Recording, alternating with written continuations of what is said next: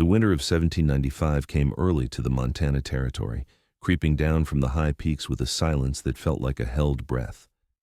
Elias Thornton had learned to read the signs, the way the elk moved lower, the thickness of the beaver pelts, the particular stillness in the air that preceded the first heavy snows. He stood outside his log cabin, splitting firewood with methodical precision, each swing of the axe a rhythm he'd perfected over 7 years of mountain living. Inside the cabin, his 2 children played near the stone fireplace. Sarah, 8 years old, was teaching her brother Samuel, barely 5, how to form letters in the dirt they'd smoothed on a wooden board. Their voices carried through the open door, a sound that still surprised Elias with its capacity to fill the emptiness that had settled into his chest 3 years ago, when fever had taken his wife Martha during a particularly brutal winter. The cabin itself was modest even by frontier standards. A single room with a sleeping loft, walls chinked with clay and moss, a roof of split shingles that leaked in exactly 3 places when the rain came hard. But it was theirs. Elias had built it with his own hands, cutting each log, notching each corner, raising the walls with the help of 2 French trappers who'd moved on the following spring. The cabin sat in a small clearing, surrounded by towering pines, with a creek running close enough that the sound of water was a constant companion. They lived simply. Elias trapped beaver and marten, hunted deer and elk, and traded pelts at the settlement 20 miles south when spring came and the passes cleared. Behind the cabin, a small garden plot yielded potatoes, turnips, and squash. Never much, but enough. He'd learned to bake bread in the Dutch oven, to mend clothes with stitches that would have made Martha laugh, to braid Sarah's hair, even though it never looked quite right. The settlement where they occasionally traded was called Redemption Creek, though most folks just called it the Creek.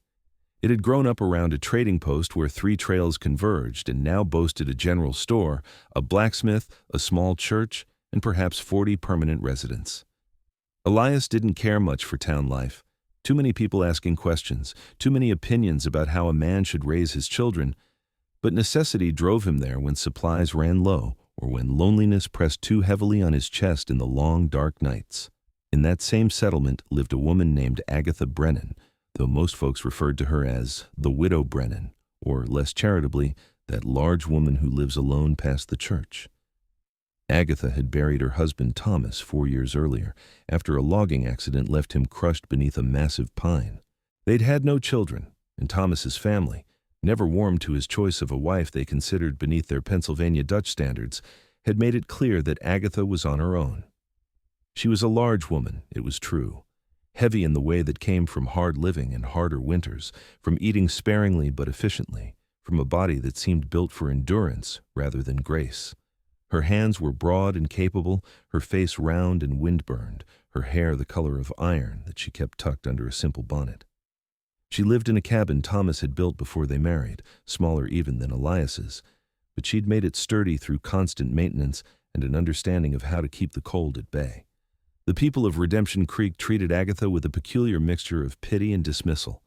They brought her charity at Christmas, usually items they no longer wanted themselves, and spoke to her in the loud, simple tones reserved for children and simpletons. "You managing all right, Agatha?" they'd ask, never quite meeting her eyes. "Must be hard living alone like that. Of course you've got your church work." And she did have her church work. Every Sunday she swept the small chapel, polished the simple wooden cross that hung behind the pulpit, and made sure there were candles enough for evening services. She helped prepare meals for weddings and funerals, her soups and stews always quietly excellent, though rarely remarked upon. When someone needed help with heavy work, they never thought to ask Agatha. After all, what could a woman alone, particularly a large woman, possibly offer? But Agatha had learned things in her solitude. She'd learned how to bank a fire so it would burn all night without consuming too much wood. She'd learned which herbs helped with fever and which plants could be boiled into a tea that eased coughs. She'd learned to read the Bible by candlelight, not just the familiar passages, but the strange genealogies and the fierce poetry of the prophets. She'd learned that loneliness could be borne if you kept your hands busy and your heart open to small mercies. On the night of November 14th, 1795, a storm came howling down from the north with a fury that rattled windows throughout Redemption Creek. In his cabin in the high country, Elias woke to the sound of wind screaming through the pines. rose from his bed in the loft, checking first on the children, both sleeping soundly despite the noise, then descended the ladder to bank the fire and check the door lashing. The cabin had a single oil lamp hanging from a beam near the table. Elias had lit it earlier when he'd risen to check on Samuel, who'd been coughing. The lamp swung now in the draft that forced its way through every crack and seam in the cabin walls. Elias reached to steady it, but at that moment, a particularly violent gust shook the entire structure. The lamp swung wildly on its chain. Elias grabbed for it, but his fingers only managed to knock it further. The lamp tilted, oil sloshing, and then fell, the chain's fastening giving way with a sharp crack. It hit the table, glass shattering, oil spreading instantly across the worn wood and igniting in a sheet of yellow flame. Elias grabbed the water bucket near the door and threw its contents on the flames. But it was a winter bucket, only half full, the rest frozen solid. The water hit the burning oil and spread it further. Flames ran across the table, caught the edge of the simple curtain Martha had sewn years ago, and raced upward toward the roof beams with terrifying speed. "Sarah! Samuel!" Elias shouted, already moving toward the ladder. The cabin filled with smoke faster than seemed possible. He could hear the children coughing above, could hear Sarah's frightened cry.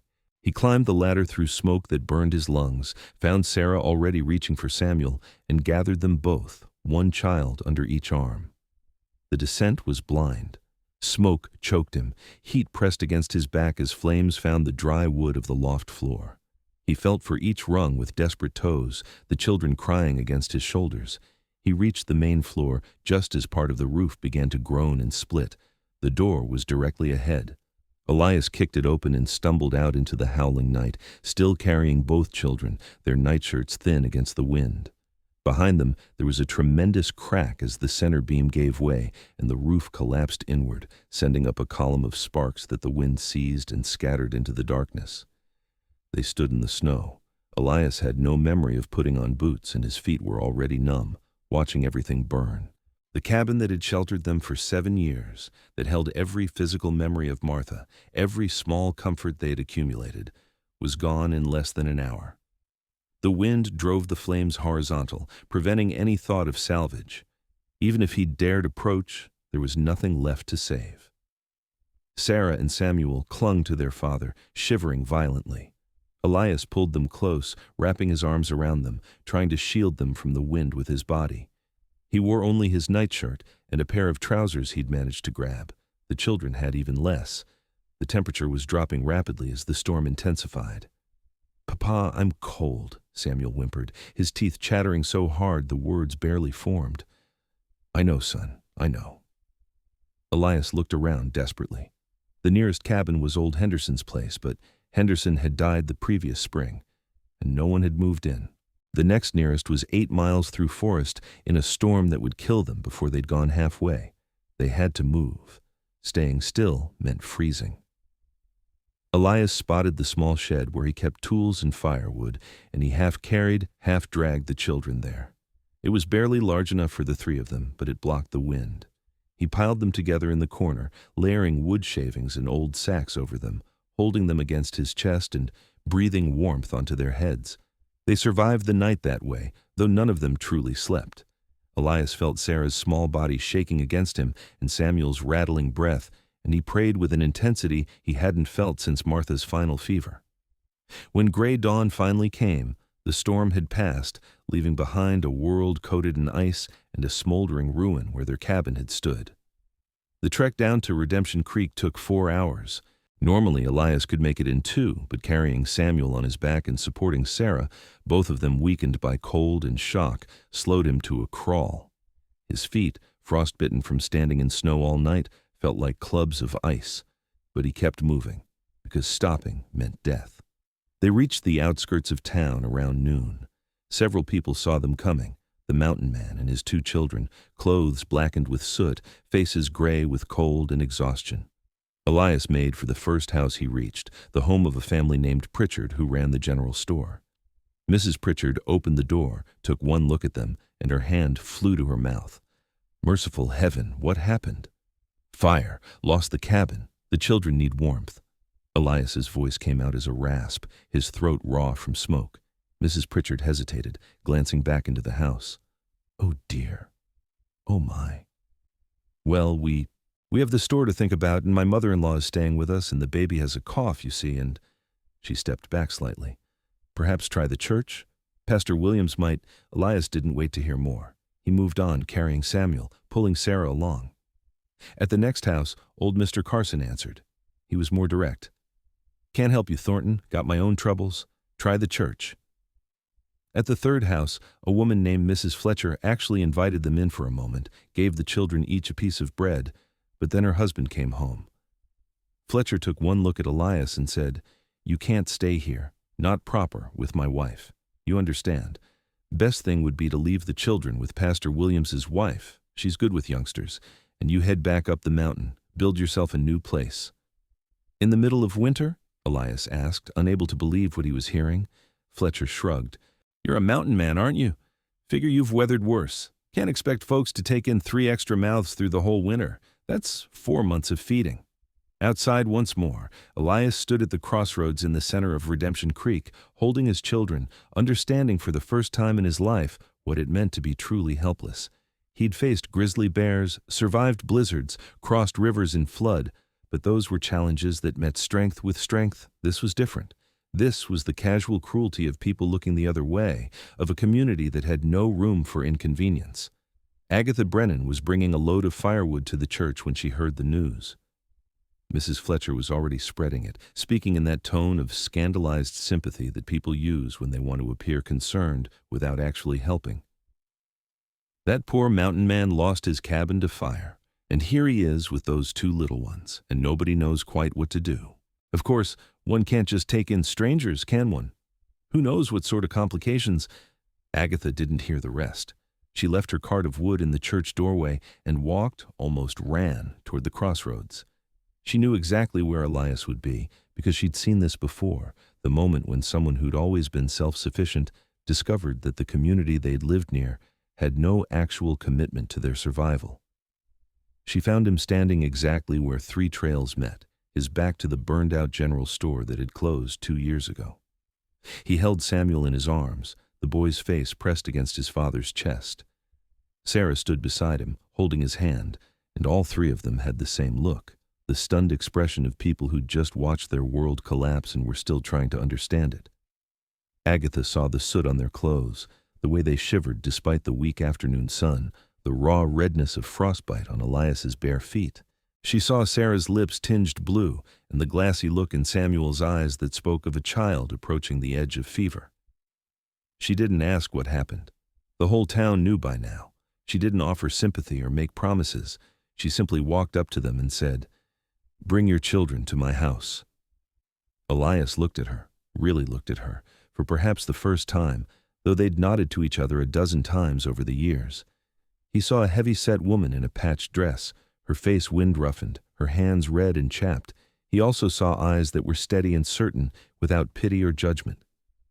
Mrs. Brennan, your house is small. I heard you only have 1 bed. We can't. My house has never been full, Agatha interrupted, her voice firm. Not because there isn't room, because there hasn't been anyone to fill it. That's changed now. Come. She held out her hand to Sarah. The little girl looked up at her father, who nodded, still too stunned to fully process what was happening. Sarah took Agatha's hand. It was warm, the first warm thing she'd felt all day, and together they began walking toward the small cabin past the church. Behind them, Elias heard whispers starting. He heard Mrs. Fletcher's voice, pitched to Carrie. Well, isn't that interesting? A widow and a widower under one roof. I suppose some people don't care about appearances. He felt anger kindle in his chest, but Agatha didn't even turn around. She just kept walking, holding Sarah's hand, leading them toward shelter. Agatha's cabin was indeed small, perhaps 12 feet by 14, with a single room that served as everything: kitchen, parlor, bedroom, workshop. But the moment they stepped through the door, Elias understood what she'd meant about it not being full. The space was immaculately organized. A large fireplace dominated one wall, a proper bed another, a sturdy table and 2 chairs occupied the center, and shelves lined with carefully labeled jars and neat stacks of linens covered the remaining walls.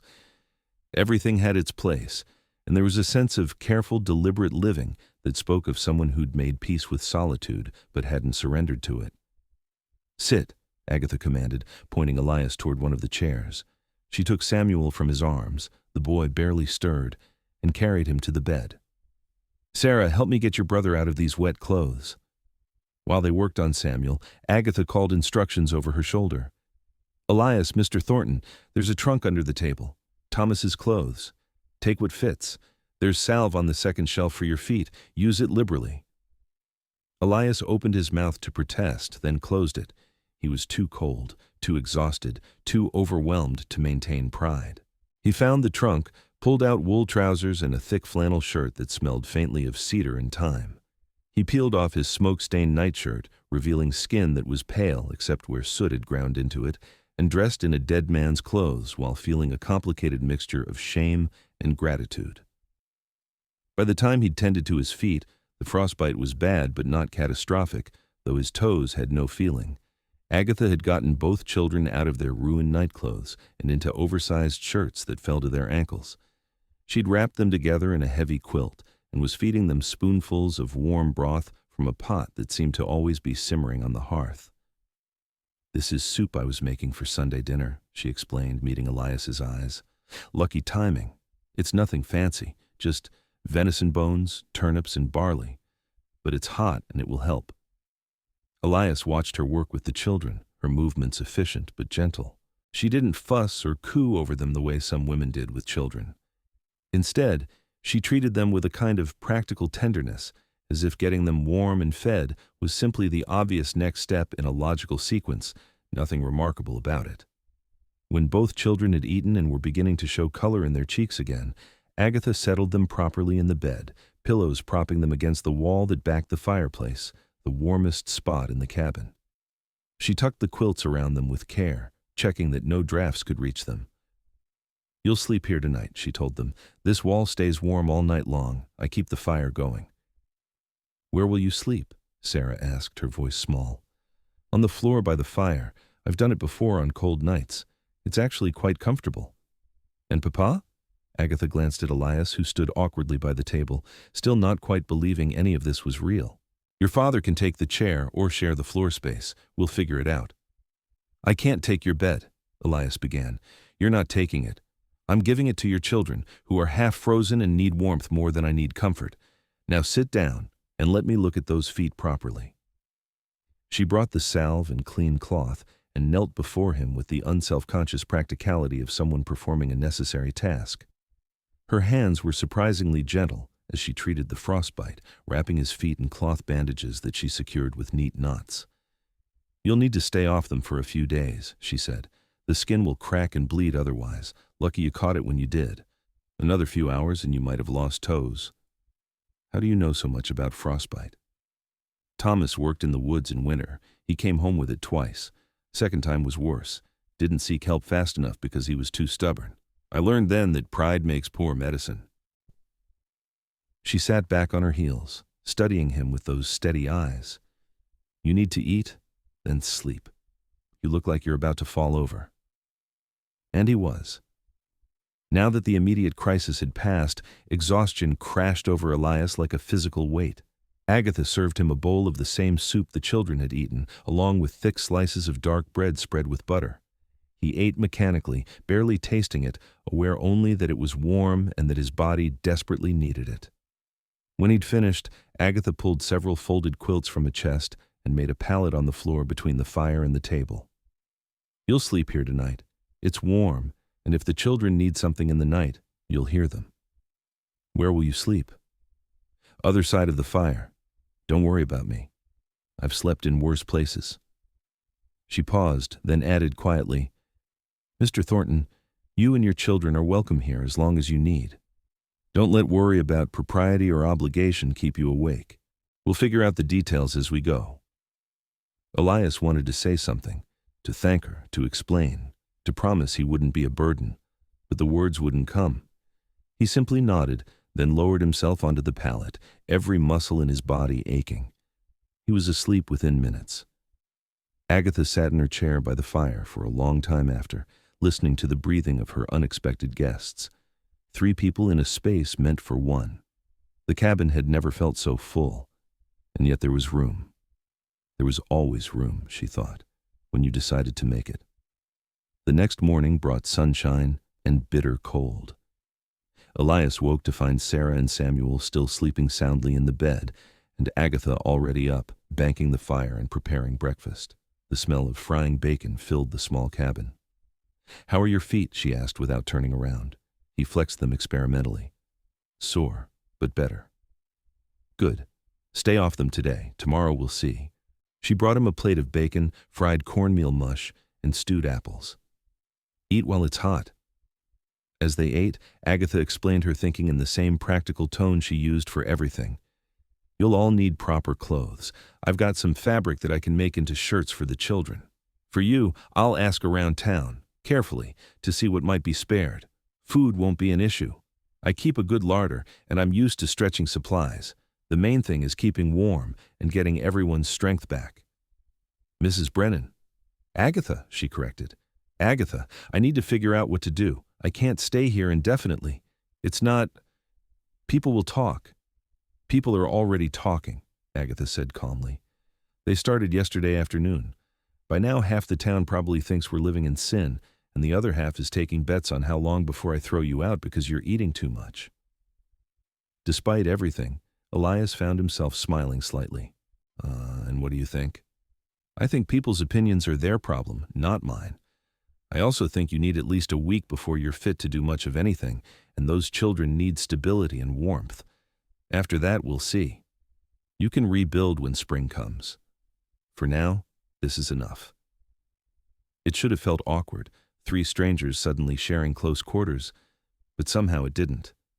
Perhaps because Agatha ran her household with such matter-of-fact efficiency that there was no room for awkwardness. She established routines immediately. Children up by daybreak, faces washed, breakfast together at the table. Then Sarah and Samuel had lessons. Agatha taught them from the Bible and from the few other books she owned, her instruction patient and thorough. While they studied, Elias helped with tasks he could do while sitting, mending harness, sharpening knives, sorting dried beans. In the afternoons, Agatha worked on sewing new clothes for the children, her needle flashing in the firelight.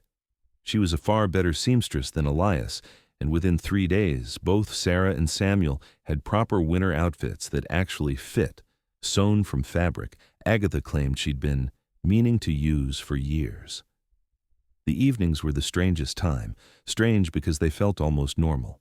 They ate together, Agatha's cooking consistently good in the unshowy way of someone who cooked from necessity rather than for praise.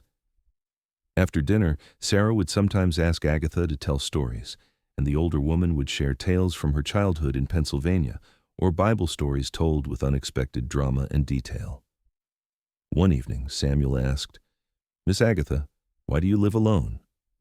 There was a moment of silence. Elias tensed, ready to redirect his son, but Agatha simply set down her mending and said, "I don't anymore. You're here, aren't you?" "But before," Samuel persisted with the fearless curiosity of a 5-year-old. "Were you sad?" Agatha considered this. "Sometimes. But I had my work, and my church, and my books. People think being alone means being sad, but it's not always true. Sometimes being alone just means you're waiting for the right people to come along." "Are we the right people?" Sarah asked. "You're here, aren't you? That seems right to me." It was through these small evening conversations that Elias began to understand Agatha. She wasn't a simple woman or a saint. She had her own grief, her own disappointments, but she'd learned something that many people never did: how to open your hands and let life give you what it would, rather than holding tight to what you thought you were supposed to have. The town, meanwhile, was having its own conversations. At the general store, over careful measuring of flour and sugar, the subject came up constantly. "Unnatural, that's what it is," Mrs. Fletcher pronounced. "A man and a woman, unrelated, living together. If they were going to do that, they should at least have the decency to marry." "Maybe they will," someone suggested. "Oh, I doubt it. He's just using her for shelter until spring. Mark my words, come thaw, he'll go back to his mountain and leave her to the gossip. Men like that don't marry women like her." "Women like what?" Mrs. Fletcher lowered her voice, though not so much that others couldn't hear. Large women, plain women, women without family or prospects. Thomas Brennan married her out of pity. Everyone knows that. Lightning doesn't strike twice. But others saw it differently. Pastor Williams's wife, a shrewd woman named Rebecca, had her own thoughts. I think Agatha Brennan is doing exactly what a Christian should do, opening her home to those in need without counting the cost. If the rest of us had half her charity, we wouldn't need to worry so much about appearances. But surely it's not proper. Since when did proper mean letting children freeze? Rebecca cut in. I've been to that cabin. It's small but spotless. Agatha is teaching those children, feeding them, keeping them warm. What exactly is improper about that? The gossip reached its peak about 10 days after the fire, when a man named Silas Hutchinson arrived in town. Hutchinson was a land speculator and timberman who owned a large tract of land west of Redemption Creek. He was a big man, prosperous, with the kind of confidence that came from never having gone hungry. He'd been trying to buy Agatha's cabin and land for 2 years, ever since he'd learned that her property bordered a creek with good mill potential. Agatha had refused his offers every time, politely but firmly. Her cabin might be small, but it was hers, bought and built with Thomas's labor, and she had no interest in selling. Hutchinson had bided his time, figuring that eventually she'd need money or get lonely enough to accept. Now, hearing that she'd taken in a destitute mountain man and his children, Hutchinson saw opportunity. He made a point of visiting Agatha's cabin on a cold afternoon when Elias was outside, splitting kindling, one of the first tasks he'd been able to do since his feet healed enough to walk. Agatha answered his knock, her expression neutral.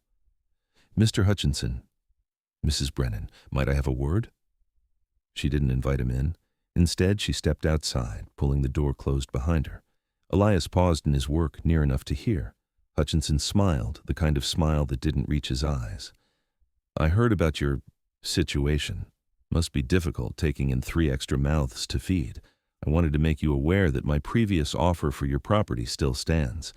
In fact, given your circumstances, I'd be willing to increase it slightly." I don't recall my circumstances changing, Mr. Hutchinson. I've declined your offers before. Nothing has changed." "But you're not alone anymore," Hutchinson said, his tone reasonable. "You have responsibilities now. A man and 2 children depending on you. My offer would give you enough to move to town proper, get a bigger place, a place where the children would have room, where things would be more appropriate." "Appropriate," Agatha repeated, her voice flat. "You understand what I mean. People talk. A single woman and a single man living together. Surely you don't want those children exposed to that kind of gossip. If you sold, you could all move to a respectable house in town. I've even identified a property that would suit. The old Brenner place, 3 bedrooms, proper kitchen." Agatha folded her arms. "And why would I need 3 bedrooms in town when I have one that works here?" "For propriety. So you and Mr. Thornton could have separate rooms. Unless you're planning to marry, which I haven't heard announced. What I'm planning, Mr. Hutchinson, is none of your concern." Hutchinson's smile thinned. "I'm trying to help you, Mrs. Brennan. You're in a difficult position. Thornton has no house, no prospects for months. You're supporting all of them on your stores. How long can that last? I'm offering you a way out, a good price for your land, enough to start fresh somewhere better." "This land is not for sale." "But surely, Mr. Hutchinson," Agatha's voice took on a quality Elias hadn't heard before, steel wrapped in courtesy. "You say my house is full, that I have responsibilities. You're right, it is full. For the first time in 4 years, my house is full. I have people at my table, voices in my rooms, children learning their letters at my hearth. You call this a burden. I call it a blessing." "A blessing?" Hutchinson looked genuinely confused. "Yes. You look at my cabin and see a piece of land you want to buy. I look at it and see a home that's finally being what homes are meant to be, a shelter for people who need it.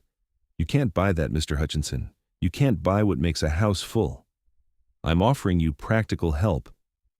No, you're offering to uproot everything I've built here so you can have my land for your mill. I'm not interested. I wasn't interested when you asked before, and I'm not interested now, even if you've decided to use Mr. Thornton's misfortune as leverage." Hutchinson's jaw tightened. "I could make things difficult. People are already talking about your situation. Let them talk. I've survived worse than gossip." The church council might have something to say. The church council can say what they like. Pastor Williams knows I've broken no commandments, unless you're planning to invent some. Elias watched this exchange with growing amazement. Agatha stood perhaps 6 inches shorter than Hutchinson, outweighed by societal power, money, and influence. But she didn't budge. If anything, she seemed to grow larger, more solid, as if the very act of defending what mattered had physically reinforced her. Hutchinson finally stepped back. "You're making a mistake, Mrs. Brennan. This offer won't stand forever." "Good, then I won't have to refuse it again." She turned to go back inside, then paused. "And Mr. Hutchinson, if you come to my door again with offers to buy what's not for sale, I'll assume you're hard of hearing and start shouting my refusals loud enough for the whole town to hear. Are we clear?" She went inside without waiting for an answer, leaving Hutchinson standing in the cold. He shot a dark look at Elias before stalking away toward town. Elias followed Agatha inside. She was standing by the fire, her hands shaking slightly, the only sign of how much the confrontation had cost her. "That was—" Elias searched for words. "That was something. That was necessary," Agatha said. "Men like Hutchinson think they can use people's vulnerabilities against them. The moment you let them, they own you." He wasn't entirely wrong, though. "People are talking, and I'm a burden on your supplies." Agatha turned to face him, her expression fierce. Don't you dare let that man's scheming make you feel like you need to apologize for surviving. Your cabin burned down. You needed help. I gave it. That's not burden. That's what neighbors are supposed to do. The fact that most people forgot that doesn't make it less true. But if we're causing you trouble, the only trouble is people who can't mind their own business. And I've been dealing with that kind of trouble since Thomas died. She softened slightly. "Elias, I meant what I told Hutchinson. This house has been empty for years, not of furniture or supplies, but of purpose. Having you and the children here, it matters. It makes this place what it's supposed to be." That night, after the children were asleep, Elias and Agatha sat by the fire, each working on small tasks. He mending a broken snowshoe, she darning socks. The fire crackled softly. "I need to start thinking about the spring," Elias said quietly. "About rebuilding." "I figured you would. The land is still yours, I assume." "What's left of it? The cabin's gone, but the clearing's there. I could build again, maybe bigger this time. But I'd need to start gathering materials as soon as the snow clears enough. That means leaving you and the children here for stretches while I work." "That's fine. The children are doing well with their lessons. Sarah's got a good head for figures, and Samuel's starting to read simple words." "You're good with them," Elias said. "Better than I've been, if I'm honest. Since Martha died, I've been so focused on just surviving, keeping them fed and warm, that I forgot they need more than that. They need teaching, structure, someone who makes them feel safe." "You make them feel safe," Agatha said. "They worship you. But yes, they need more than one person can give. Most children do." They fell silent, the unspoken question hanging between them. Finally, Elias said, "People expect us to marry. People expect a lot of things. Would it be so terrible if we did?" Agatha set down her darning. "Is that a proposal?"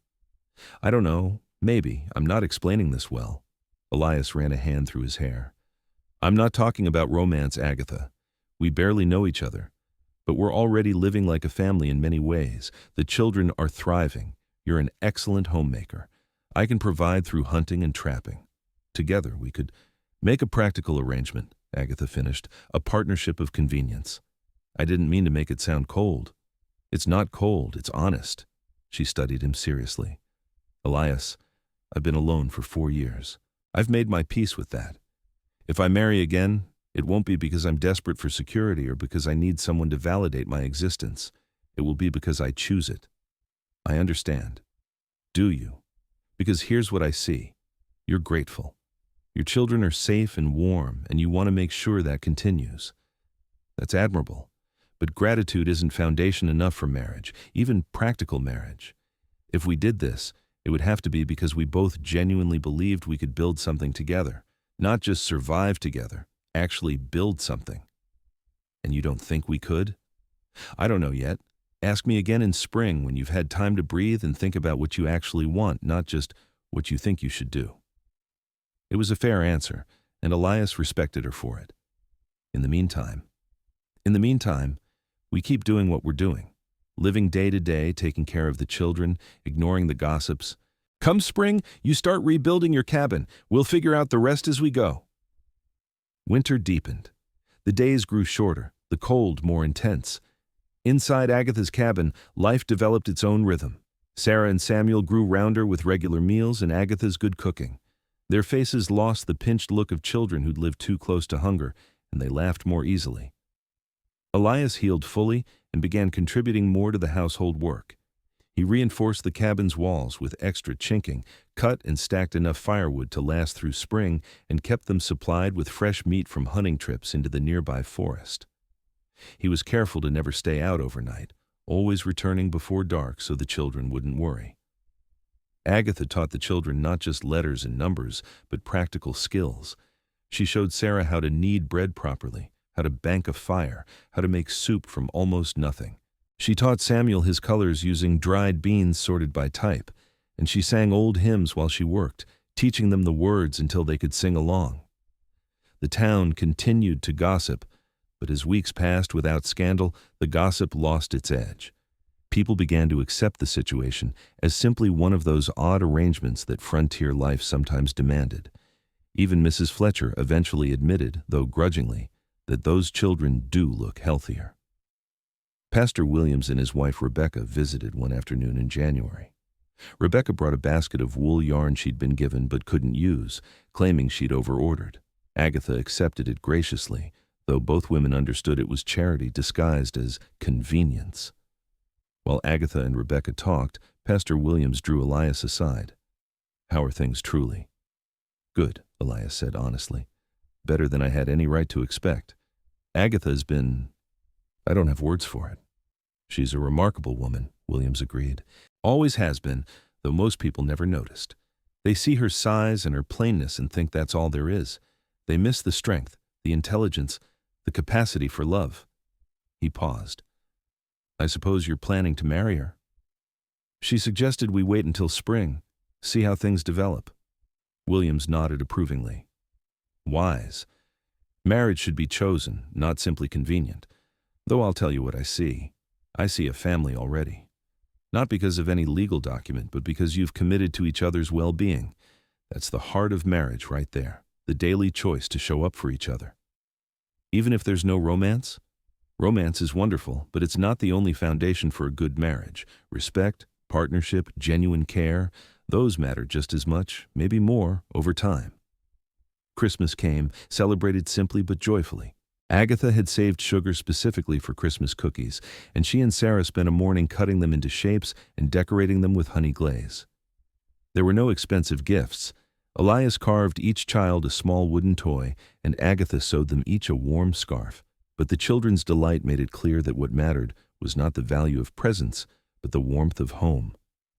On Christmas evening, with the children asleep in the cabin lit by firelight, Agatha spoke quietly. "This is the best Christmas I've had since Thomas died. Maybe the best I've had in a decade. Because of the children? Because of all of you. Because this cabin feels alive again. Because there's laughter and work and purpose." She smiled. "I spent so many Christmases trying to convince myself that being alone was enough. It wasn't a lie exactly. I was fine alone. But this is better." January and February passed in a blur of cold days and long nights. The children grew restless with cabin fever, so on clear days, Elias would take them out to help gather firewood or track animals in the snow, teaching them skills they'd need in mountain life. Sarah proved to have a good eye for reading tracks, and Samuel, despite his young age, could move quietly when he tried. On these excursions, they sometimes passed Elias's burned cabin. Sarah always wanted to stop and look, drawn to the place that had been her home. The ruins were mostly buried in snow now, the blackened timbers like broken bones beneath white blankets. "Will we go back there, Papa?" she asked one day. "When I rebuild in spring, yes. Would you like that?" Sarah thought about it. "I miss our old house, but I like Miss Agatha's house too. I like having her there. She knows things Mama used to know, like how to make bread that doesn't burn and how to braid hair right." "Your Mama would have liked her," Elias said, surprised to find it was true. "Do you think so?" "I do. Your mama believed in helping people. She would have approved of Miss Agatha helping us. Is Miss Agatha going to be our new mama? Elias hesitated. Would you like that? I think so. She's different from mama, but she's good.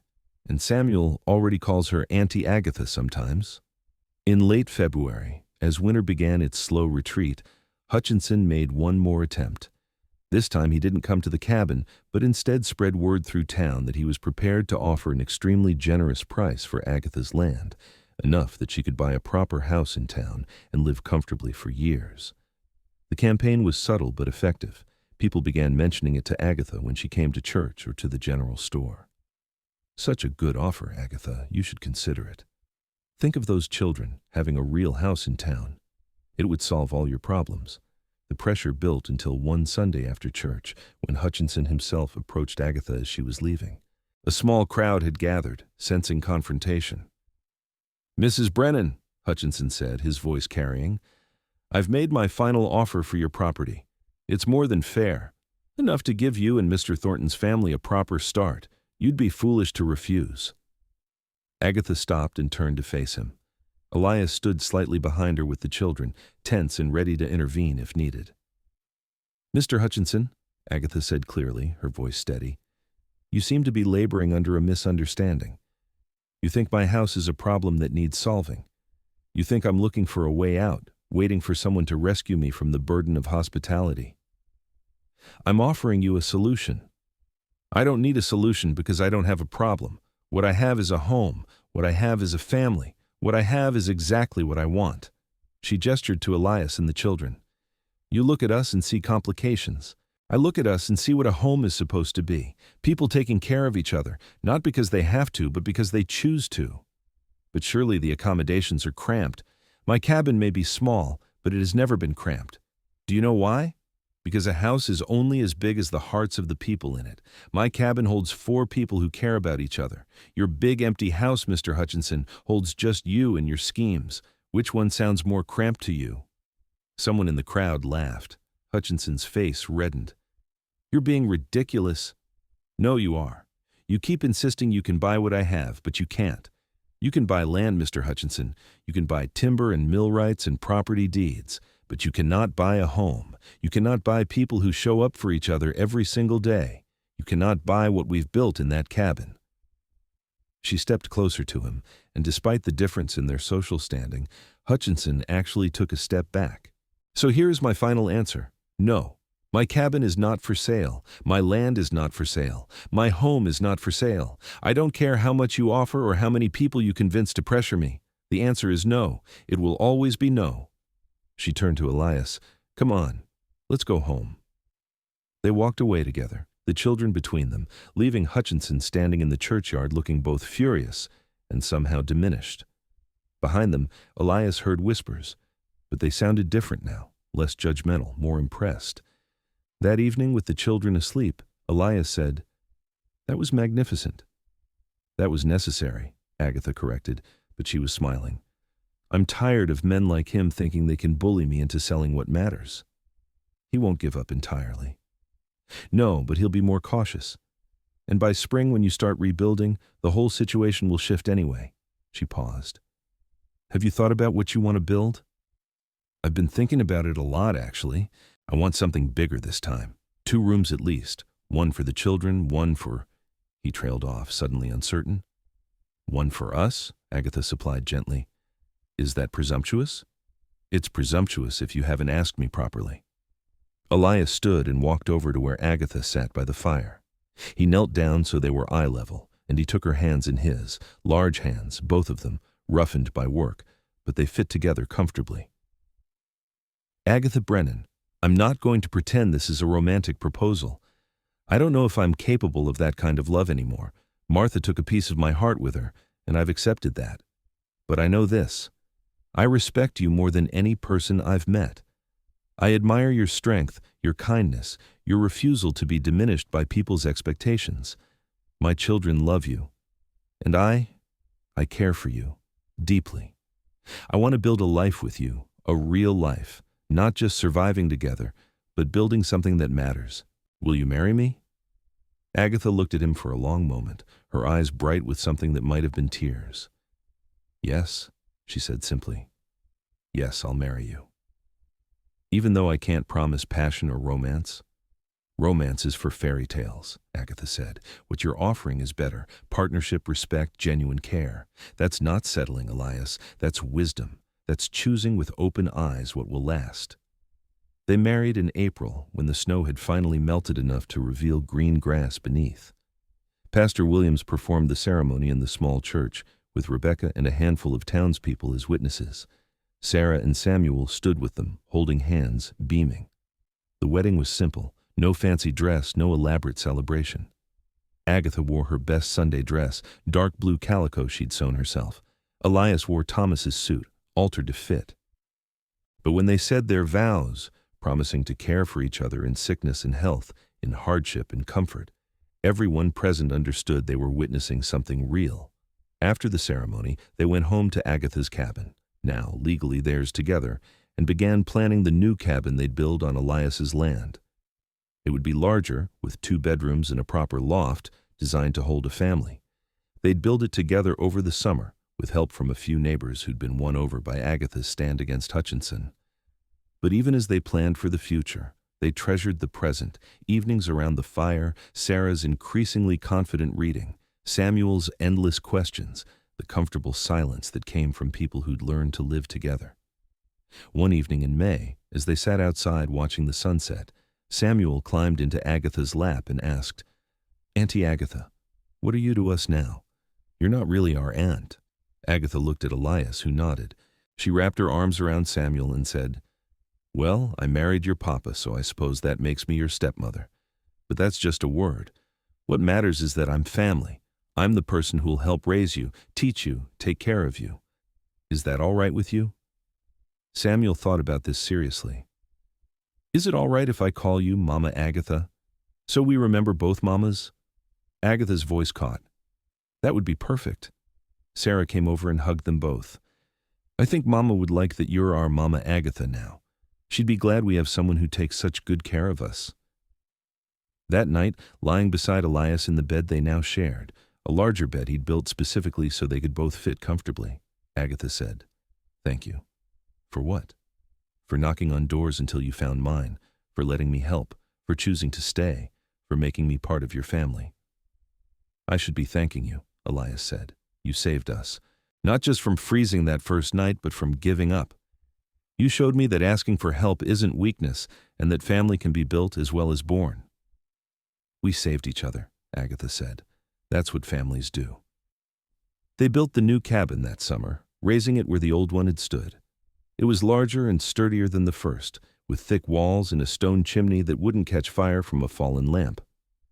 Sarah and Samuel helped where they could, carrying smaller stones, fetching tools, learning the craft of building. Agatha came up every few days with food and supplies. She helped measure and plan the interior layout. By August, the cabin was finished enough to be livable. They stood together at the doorway, all 4 of them, looking at what they'd built. 2 rooms downstairs, a main room with fireplace, table, and kitchen area, and a bedroom that would be Elias and Agatha's. Upstairs, a loft with proper railings and 2 small windows where Sarah and Samuel would sleep. "It's beautiful," Sarah breathed. "It's home," Elias corrected, "or it will be once we move our things in." But they didn't rush the move.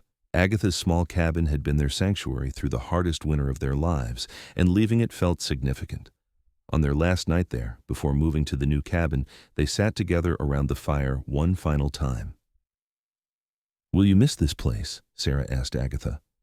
"Parts of it," Agatha admitted, "but a home isn't really about walls and floors.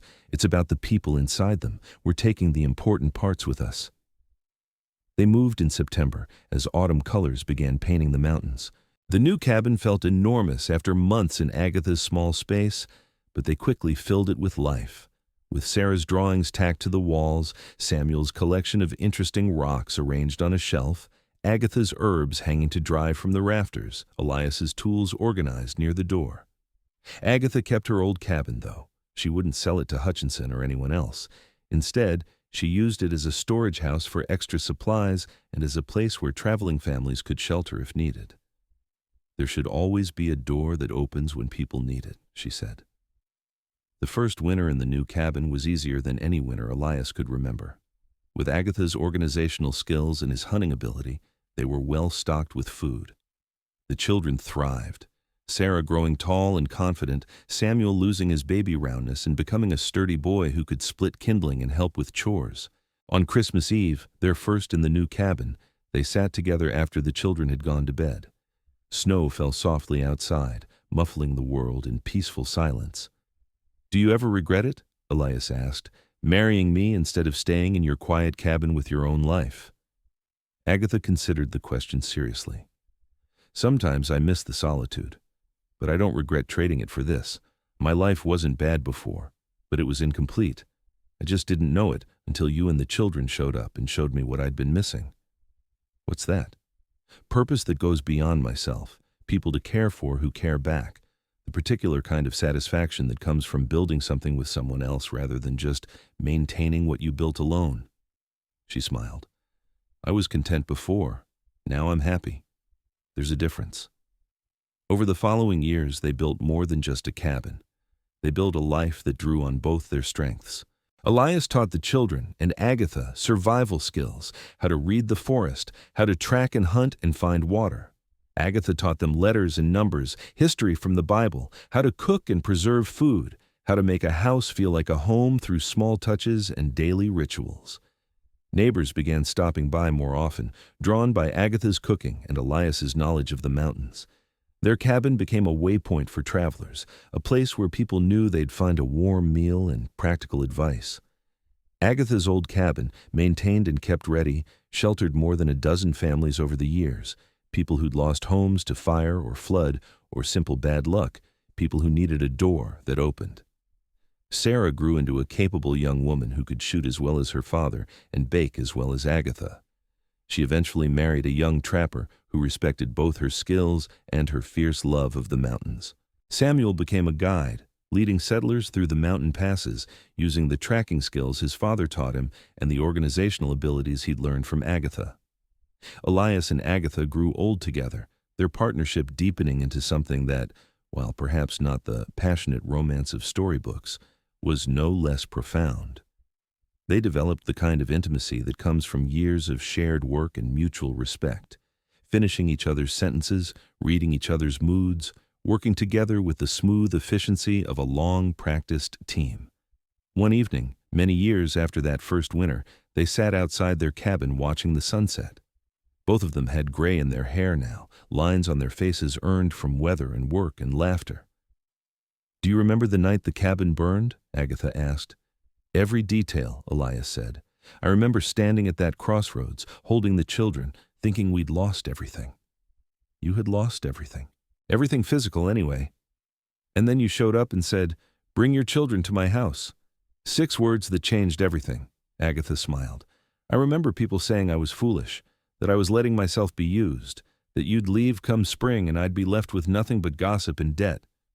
Instead, you got stuck with me permanently." "Best investment I ever made," Agatha said, and she meant it. They sat in comfortable silence, watching the mountains turn purple in the fading light. From inside, they could hear Sarah laughing at something her husband had said, and Samuel's voice telling a story to his own children, Elias and Agatha's grandchildren, who'd come to visit. "You know what I think about sometimes?" Elias said. "I think about all the doors that closed that day, all the people who turned us away or told us to split up the family. I was so angry at them then. And now? Now I'm grateful. Because if any of them had said yes, I would never have knocked on your door. The children would never have had you as their mama Agatha. We wouldn't have built this." He gestured at the cabin, the clearing, the life they'd created. "Sometimes the doors that close are blessings in disguise. And sometimes," Agatha added, "the doors that open are just blessings, plain and simple." Inside, one of the grandchildren called out, "Mama Agatha, tell us the story again about the night the cabin burned." Agatha and Elias looked at each other and smiled.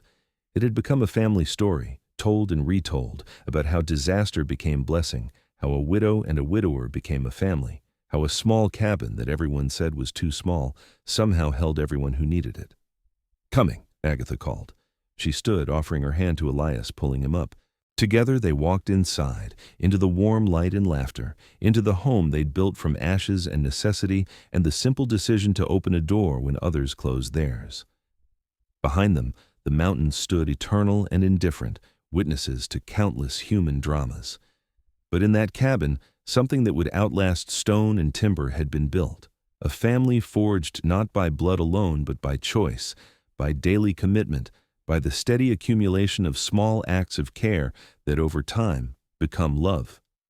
And in the settlement below, in Agatha's small cabin that still stood ready with dry wood and clean bedding, another family would soon find shelter. Because Agatha had learned something essential that winter of 1795, something she'd made sure to pass down to her children and grandchildren, that a house is only as empty as the heart that keeps it, and there is always room for one more at the table when the snow is falling, and someone needs a door to open. The story became legend in Redemption Creek, how the obese widow everyone pitied became the rock on which a family was built, how the mountain man who lost everything found something better, how 6 words spoken on a desperate night, "Bring your children to my house," changed not just 2 lives, but generations to come. Years later, when both Elias and Agatha had passed, their grandchildren would maintain both cabins, the large one on the mountain and the small one near the church. And whenever someone came to Redemption Creek having lost their home or their way, there was always a place waiting, always a fire burning, always a door ready to open. Because that was the true legacy Agatha and Elias left behind. Not just children and grandchildren, but the understanding that family is built through the simple, radical act of making room, of saying yes when others say no, of opening doors when it would be easier to keep them closed, of looking at your one small house and seeing not limitations, but possibilities. And in this way, a cabin that everyone said was too small became, in the end, large enough to hold a legacy that would stretch across generations, a testament to the truth that the size of a home is measured not in square feet, but in the size of the hearts that dwell within it.